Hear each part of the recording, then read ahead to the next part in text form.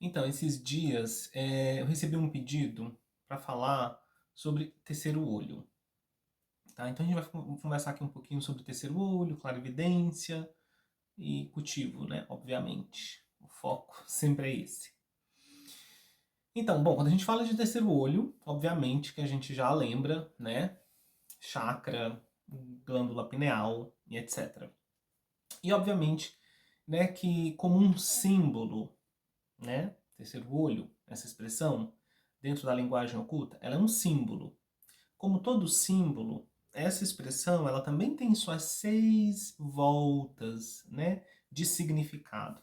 A gente diz que para cada símbolo você pode girar uma chave que o interpreta 7 vezes. E cada volta dessa chave que interpreta um símbolo, ou que revela o significado de um símbolo, nos permite acessar esse símbolo num determinado nível. Então, como um símbolo oculto, o terceiro olho pode ser compreendido de várias formas. A gente vai falar algumas poucas delas aqui, para não ficar muito extenso e também porque, né? Enfim, melhor que a gente reflita sobre certas coisas, né, do que a gente fale sobre certas coisas. Então, se a gente olha para uma questão física primeiro, né, primeiro nível aí mais superficial, físico. O terceiro olho às vezes é usado na literatura oculta ou espiritual, esotérica, enfim, como um símbolo para essa estrutura no cérebro, né, que é a glândula pineal, ali o corpo pituitário, mas especialmente a pineal. Tem muita relação com a pineal, o terceiro olho. Isso tem a ver porque a pineal, o corpo pituitário, são estruturas, né, a hipófise, enfim, elas são estruturas no nosso cérebro que são representação física de certos núcleos energéticos do corpo sutil. Sexto chakra, mas alguns chakras secretos que estão relacionados ali também, né? Porque é importante a gente entender que cada tradição ela vai abordar e sistematizar o conhecimento sobre o corpo sutil de uma determinada maneira, enfatizando certos aspectos. Por exemplo, a gente vai ter algumas escolas que falam de 4 centros principais, outras que falam de 5 centros principais, outras que falam de 6 centros principais, 7 centros principais, mas você vai encontrar na literatura especializada, por exemplo, se você vai estudar certas literaturas tântricas da Índia, sejam elas budistas ou hindus, mas, por exemplo, o Mahanivana Tantra, né, que é um tantra hindu, ele vai citar mais chakras, né, chakras secretos, localizados, né, em outros pontos ali, além daqueles 6 ou 7 clássicos que a gente normalmente ouve falar por conta, né, da divulgação no Ocidente, da popularização da yoga e da Kundalini Yoga. Enfim, então a gente tem essa estrutura aí no cérebro, a pineal, mas porque é difícil falar da pineal sem falar da pituitária e sem falar de outros aspectos aí, né? Eles vão ser uma representação física, são os órgãos, né, que representam fisicamente, expressam, tem toda uma relação aí de correlação entre os planos com essas estruturas energéticas que a gente chama de chakras, canais, enfim. Então a gente tem isso daí. É interessante, é uma área de estudo interessante, se você quiser se aprofundar, você pode pesquisar sobre isso. Eu não vou entrar muito nessa parte não, porque envolve uma certa linguagem médica e eu não quero aqui falar bobagem, né? Mas é muito interessante estudar isso, porque existe, primeiro assim, o desenvolvimento da pineal no ser humano, né? Até que ponto ela se desenvolve, quando ela começa a calcificar, tem um certo ponto ali na idade, né, uma certa idade em que ela começa a calcificar. Isso é muito interessante. As estruturas nervosas ligadas com ela, como existe uma semelhança realmente entre essa estrutura no nosso cérebro e a função, né, da visão. Existem sugestões de que talvez realmente pudesse haver, né, alguma forma de processamento da visão ligado à pineal, né? Não necessariamente como um olho físico, mas algo que justificaria essa relação dessa estrutura no cérebro com a visão sutil, a visão interna, enfim. Então a gente tem esse primeiro nível, né? Físico dos órgãos, né? Isso pode, né, se a gente for aceitar a visão, né, da história oculta, isso vai remontar a etapas do desenvolvimento da humanidade, né, nessa história muito mais ampla do que aceita oficialmente, do que aceita, né, pelas ciências modernas, enfim, ciclos de desenvolvimento da humanidade em que a gente tinha corpos muito ou mais sutis, ou mesmo que não tão mais sutis, mas melhor adaptados para interagir com certas realidades, enfim. Então a gente vai encontrar aí na literatura oculta referências a esse aspecto também.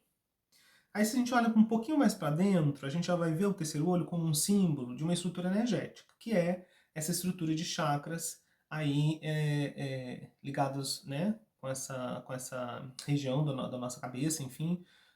O sexto chakra é o mais conhecido, mas existem outros chakras secretos aí, tá? No topo da cabeça, enfim, um chakra que está entre o laríngeo e o sexto, enfim. Tem essas outras estruturas que a gente vai encontrar referências a elas nas literaturas também e que vão ser usadas numa certa dinâmica aí de cultivo energético e mágico, né? Ou também iógico, enfim. Aí a gente tem o terceiro olho como um símbolo disso. Todas essas referências ligadas à questão da visão, né? Terceiro olho, clarividência, o olho de Shiva, se a gente vai ver algumas representações de deidades no Oriente, é comum que elas tenham um terceiro olho pintado na testa, enfim, se deve exatamente à compreensão das etapas do processo de cultivo, né? Quando a gente olha para o processo de cultivo, numa perspectiva energético-psicoespiritual, a gente não pode isolar essas coisas, né? Então, energético, psíquica e espiritual. Esses três aspectos juntos, a gente vai usar, né, como referência o corpo sutil, com os seus canais, os seus centros e as energias que passam por elas, né, os vários tipos de prana, os ventos energéticos, né, que caminham por esses canais.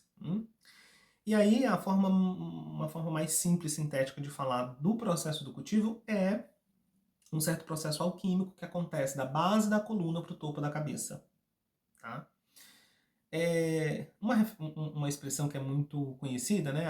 Despertar da Kundalini, fazer subir a Kundalini. Mas isso é só um aspecto desse processo, tá? Isso é só um aspecto. Tentar fazer subir a Kundalini ou trabalhar sobre centros energéticos indiscriminadamente é muito perigoso, porque a gente está falando aqui de um tipo de ação que exige muito conhecimento e muita precisão. Por quê? Qual é a representação física dos chakras, canais e os ventos? Nossas veias, artérias, né, todos os nossos vasos sanguíneos correspondem a esses canais, tá? Os órgãos principais, os grandes centros ali, né, de manutenção da vitalidade do corpo estão relacionados com esses chakras, né? E o sangue e outros tipos de fluidos e substâncias, como hormônios e a própria eletricidade, né, que é a comunicação ali entre essas células especializadas, que são os neurônios, que estão em certas regiões do corpo, são comparados com esses ventos prânicos. Então, mexer nesse nível, cara, é muito delicado.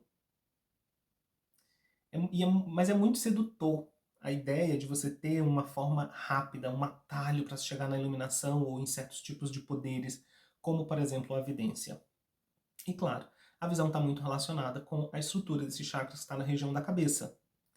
Mas isso tem um sentido muito mais profundo, que é quando o processo alquímico ele atravessa, né, essa região da coluna, né, até o topo da cabeça, atravessando o que se chamam os nós que aí existem, você desata os nós, né, desses centros de energia, produz a união, né, dos tipos de energia que estão caminhando ao longo desse eixo central, né? Enfim, eu não vou entrar muito nessa questão, mas então você chega, quando você passa pelo terceiro nó, ou a terceira parede, o terceiro muro, enfim, você vai encontrar isso até na linguagem taoísta, explicado também dessa maneira. Então você reúne, né?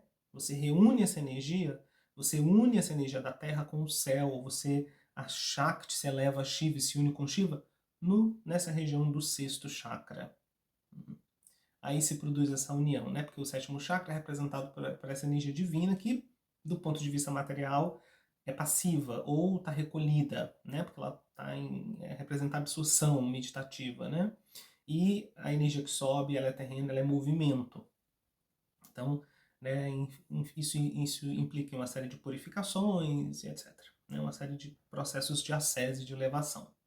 E há essa união. E isso é que daria, então, ao ser humano essa visão clara, clarividência, visão clara. Mas essa visão clara, né, no sentido oculto espiritual, ela representa a sabedoria. O olho de Shiva, a clarividência, a verdadeira clarividência, o verdadeiro terceiro olho, é a visão que transcende a dualidade, é a visão não dual, a visão que penetra a natureza do fenômeno. Isso é a verdadeira clarividência. E claro, a forma superficial e popularizada é uma forma de visão. As pessoas compreendem isso como uma visão dual. E, eu estou vendo tal coisa que você não está vendo. Então, né, aqui eu falei de alguns níveis da compreensão do que significa terceiro olho, né? No sentido físico, certas glândulas, certas estruturas cerebrais, enfim. E claro que não vai ter como se falar disso ignorando todo o resto, porque cultivo mágico, cultivo energético é sempre holístico. Para ser minimamente saudável e seguro, tem que ser sempre holístico, ou seja, tem que considerar o todo. Depois a gente fala do terceiro olho como um símbolo de uma estrutura energética, um chakra ou certos chakras, né? Com os seus canais principais que se cruzam ali, os ventos ou os tipos de prana que passam por ali, enfim. E aí, no nível mais profundo ainda, a gente tem terceiro olho como uma representação da visão não dual alcançada pelo adepto quando ele alcança aí, né, um certo ponto avançado do caminho. Tá? São 3 formas da gente compreender o terceiro olho, basicamente. Aí a gente vai falar sobre a visão do terceiro olho. Quando a gente fala sobre a visão do terceiro olho, a gente pode também, vou falar aqui também desses 3 níveis, né? No nível mais superficial, né, a visão do terceiro olho seria um tipo de visão física ampliada, né? Em alguma parte da literatura a gente vai ter isso chamado de etérico, né? O nível etérico, ver o éter, ver as formas do éter, né? Ver a energia, ver a aura. Isso é a visão do terceiro olho.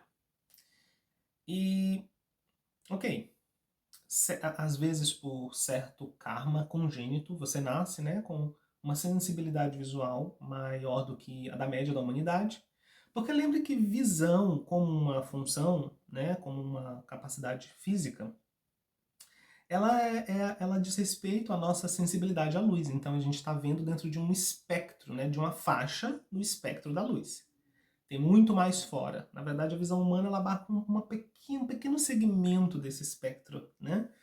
Então, tudo que está abaixo do vermelho, infravermelho, e tudo que está acima do violeta, ultravioleta, nos escapa normalmente. Mas algumas pessoas, por exemplo, e isso está registrado aí pela ciência, né, pela medicina, enfim, algumas pessoas nascem com uma sensibilidade maior, né? Seja ao som, seja ao espectro de luz, enfim, elas conseguem ver, elas têm alguma sensibilidade aí na faixa do infravermelho, do ultravioleta, enfim. Claro, com certos tipos de práticas energéticas e de cultivo mágico, você pode ampliar, né, a sua sensibilidade, a capacidade dos seus sentidos de registrar estímulos. Mas esse é um nível mais superficial. Isso não tem nada a ver com sabedoria. Né? A gente já teve uma conversa aqui sobre ocultismo versus artes ocultas, ou verdadeiro ocultismo versus feitiçaria, enfim. E isso já deveria estar claro aqui, né? Porque você ter, sei lá, você ouvir mais ou ver mais, né? Ou ter qualquer sensibilidade, não quer dizer sabedoria necessariamente, e nem necessariamente pode ser uma coisa útil. Se você não tiver estabilidade psicológica, você pode sofrer bastante, na verdade, como algumas pessoas que realmente são diagnosticadas, né, como uma forma de doença, essa hipersensibilidade a certos, né, ou em certos sentidos, enfim. Então nós temos essa primeira questão aí, que é o terceiro olho como uma capacidade da visão física expandida. Que no adepto é perfeitamente normal, porque ele se desenvolveu integralmente, né? E aí o corpo que ele expressa, ou o corpo que ele usa, submetido a esse processo de refinamento e de desenvolvimento oculto, acaba refletindo parte dessa capacidade, né? Dentro dos limites do que o corpo da nossa espécie, nesse momento, permite, obviamente, né? Aí você tem esse terceiro olho, a visão desse terceiro olho aplicada ao que a gente chama de visão astral, tá? Que é muito buscada, né, muito confundida com a verdadeira clarividência, e que em si não é ruim também. Não é que ela seja demoníaca, né? Por conta dos riscos desse tipo de visão, mais por conta do nível moral da humanidade, da condição do nosso plano astral no nosso planeta, do que por conta dessa capacidade em si, que em si mesmo ela é neutra. Em alguns círculos, essa visão, esse tipo de vidência, ele é visto com muita cautela, às vezes até denegrido, né? A gente tem termos como visão luciferiana e essa questão toda, que tem suas razões de ser. Não estou aqui dizendo que não tenha não tem uma razão de ser, né?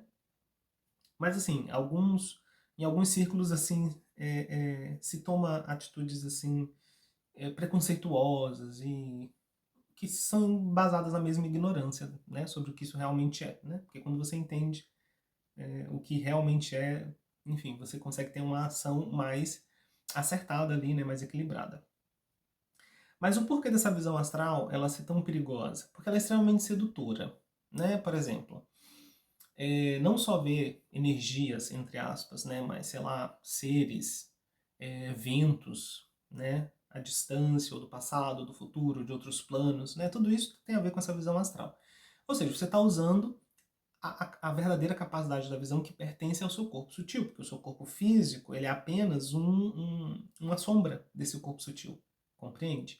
Ele é uma sombra projetada num nível da matéria mais diferenciada e grosseira. E não é o olho que vê realmente, né? O olho não vê, né? O olho é um órgão da visão. A visão, como capacidade, pertence ao seu corpo sutil. Isso é uma coisa que a ciência, claro que ela não vai usar esse termo corpo sutil, ela não vai considerar essa questão, mas assim, quando você vai estudar cientificamente o processo da visão, você vai ver que em alguma medida a ciência ela confirma a explicação oculta a respeito né, de como os sentidos se comportam. Né? Porque não é o olho que vê, o olho interpreta, ou ele transmite para o cérebro certos estímulos, né? Então existe todo um caminho, né, que é feito nesse processo. E aí, enfim, a ciência vai parar no cérebro, mas a ciência oculta ela vai além e ela diz, bom, o cérebro, como o olho, também é apenas um instrumento, é apenas um órgão, né? E que existe níveis mais internos aí, né? Onde você vai encontrar a visão mesmo como um sentido, né? Não estou falando da visão no sentido assim filosófico ou abstrato. A visão como um sentido surge no corpo sutil, no chamado corpo astral, enfim, né? Shukshma Sharira, né? A forma brilhante, como se chama lá no Oriente. Tá? Então é ali que está a visão. E é claro, né, uma organização do seu corpo sutil, né, quando você vai ficando consciente no plano do percebedor, vai gerar ativação dessa capacidade de visão do seu corpo astral. Se você organiza esse corpo para ser usado como um veículo de consciência, você vai acessando os sentidos desse corpo, né? E isso é normal. O cultivador espiritual, por exemplo, é possível que isso vá acontecendo, né? Sentidos desse corpo sutil vão se ativando. E não existe uma ordem necessária, cada um tem um processo muito particular. Tem gente que desenvolve visão, vai começando a desenvolver visão, outras pessoas audição, outras pessoas tato, olfato, né?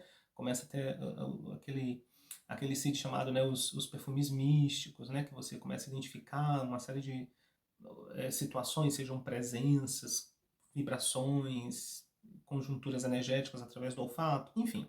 Os sentidos vão se ampliando e podem vir um de cada vez, enfim. Mas ainda que a gente não está falando de verdadeiro cultivo espiritual, porque disciplinas mágicas, mundanas, né, elas podem gerar esses mesmos efeitos. A meditação de concentração, mesmo que não seja feita visando, né, a emancipação, a liberação, ela pode produzir esses efeitos. Porque a gente está falando aqui de você exercitar funções, né, da matéria. Seu corpo sutil é matéria, né? Então é como ir para academia, desenvolver um músculo. Ou é como você aprender um idioma. Você está desenvolvendo uma função, uma capacidade, tá? A gente fala realmente de cultivo espiritual quando a gente chega na terceira acepção do que é essa visão, que é a verdadeira clarividência, ou seja, a visão clara. E aí aqui a gente está falando sobre o desenvolvimento de sabedoria, né? E aí isso não tem a ver com a visão dual, que é eu tô aqui vendo uma coisa lá, não importa em que plano, não importa em que nível, quão brilhante seja, quão sutil ou grosseiro seja. Porque tudo isso é dual. Tudo isso pertence ao plano do que, em última instância, é ilusão, porque impermanente. Não porque é uma mentira, mas porque é impermanente. Né? Não há verdade de fato ali, porque aquilo é impermanente. E aquilo está dependendo de um ponto de vista. Né? um fato, mesmo no astral, observado apenas com a visão mundana, mesmo sutil, está sujeito à interpretação. Depende de interpretação. É uma interpretação. Então é só uma versão dos fatos. Não é o que aquilo é. É como você está percebendo naquele momento. Para que você acesse o que é, você precisa de clarividência, que é o terceiro nível aqui, né, na nossa conversa do sentido dado ao olho, né, olho, terceiro olho, olho de Shiva e clarividência, né, que é a visão da sabedoria. Isso diz respeito a uma realização da natureza fundamental do ser ou da realidade, caso você não queira pessoalizar muito isso, né? Então, a apreciação que você tem da expressão do ser ou da realidade a partir, né, dessa realização do que isso é em seu nível mais fundamental.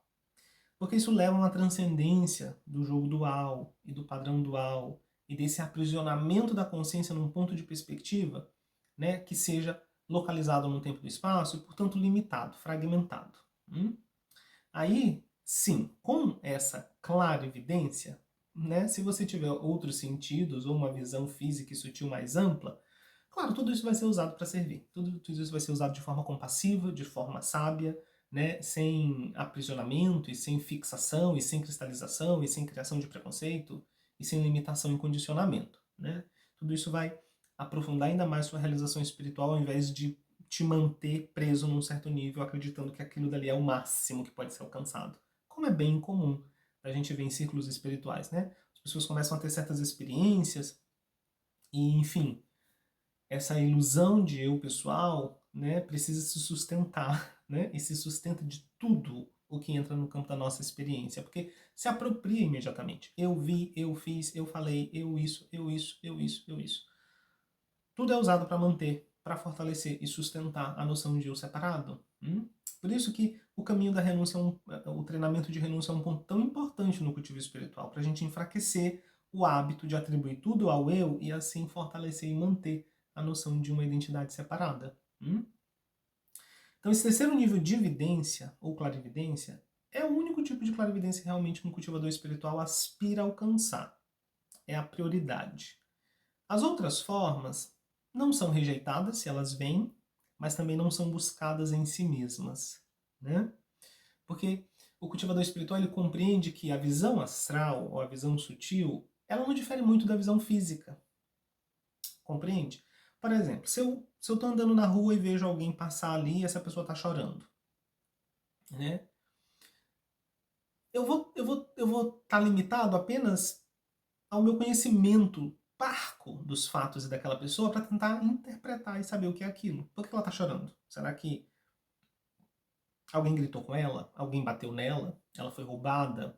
O que aconteceu para ela estar chorando? Né? Ou, enfim. E de repente a pessoa estava chorando porque ela está muito emocionada, de repente ela perdeu um parente querido, de repente tem um cisco no olho, sabe? Percebe como é limitado aqui? E quando você vê alguma coisa num nível mais sutil, por exemplo, entrou alguém na sala e você vê uma aura negra em torno da pessoa. Normalmente, o que as pessoas vão fazer? Elas vão pular para a primeira conclusão a que elas chegam, que é, ih, você está muito carregado, e você está acompanhado de um encosto, e... Tá, mas e de repente se aquela pessoa, ela só acabou de passar aqui na rua, entre um grupo de pessoas, tá? E como todos nós temos afinidades que não são tão puras e homogêneas, todos nós somos heterogêneos no nosso campo vibratório, ela está momentaneamente magnetizada com elementos vibratórios do grupo pelo qual ela passou. Sei lá, um grupo de amigos que ela encontrou no meio da rua e alguém ali, ou até o grupo inteiro estava num determinado ponto vibratório, né? Como você, que às vezes passa por um grupo de pessoas que tem um tipo de perfume muito forte, leva um pouco desse perfume e a pessoa presume que você usa esse perfume. Não, só abracei um amigo e ficou aqui, mas não sou eu que uso esse perfume. Da mesma maneira. E aí você vê quantas interpretações superficiais são feitas com base em percepções parciais, sutis, desprovidas de verdadeira sabedoria. Por isso, os mestres sempre alertam para o perigo dos seeds inferiores, né? Porque os aspirantes e mesmo discípulos aceitos, né?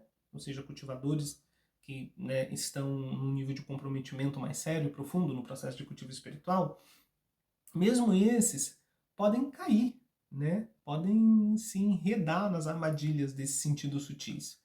Porque eles são sedutores. Eles dão um senso de importância, eles dão um senso de poder, né?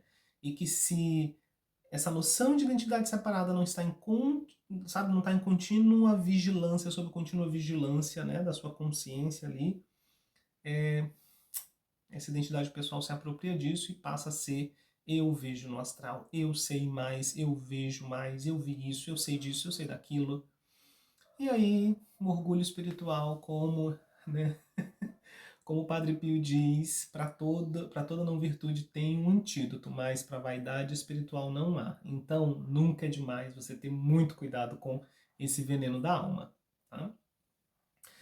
Mas é isso, assim, a intenção não é demonizar, né, esses poderes sutis, ou esses seeds, essas capacidades, enfim, que surgem, porque são funções do nosso corpo físico sutil, da nossa estrutura psicofísica, né?